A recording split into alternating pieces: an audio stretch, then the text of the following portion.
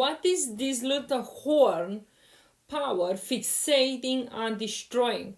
In Daniel 8 verses 11 says this: he even exalted himself as a high and as the prince of the host, and by him the daily sacrifice were taken away, and the place of his sanctuary was cast down.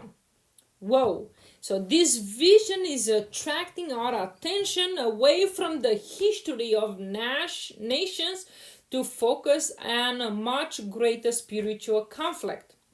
In contrast with the ferocious beast of the first vision, two very familiar animals briefly take center of stage. So a ram and a goat were presented as sacrifices for forgiveness and the sanctuary in Leviticus 16 verse 5. And the prince of the host is Jesus himself, and the sanctuary which its sacrifices belong to him, belongs to God, belongs to Jesus. Our attention is now fastened on God's sanctuary, where the fight of all time is directed. So what is God's sanctuary and what is its purpose?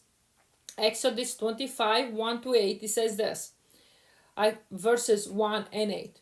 And then the Lord spoke to Moses, saying, let them make me a sanctuary, that I may dwell among them. So we know that God gave Moses the vision how to make the sanctuary on this earth, which the sanctuary on this earth was a pattern of the heavenly sanctuary.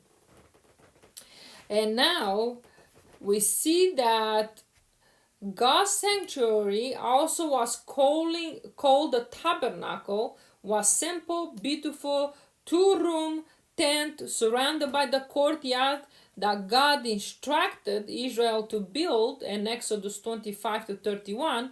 So every detail followed a precise pattern that God gave in Exodus 25:9.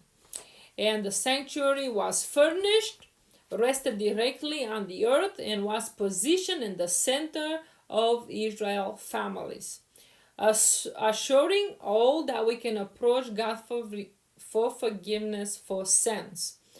Priests carried the disabled sanctuary reverently, and they traveled because God accompanied his people to travel. Because God accompanied his people wherever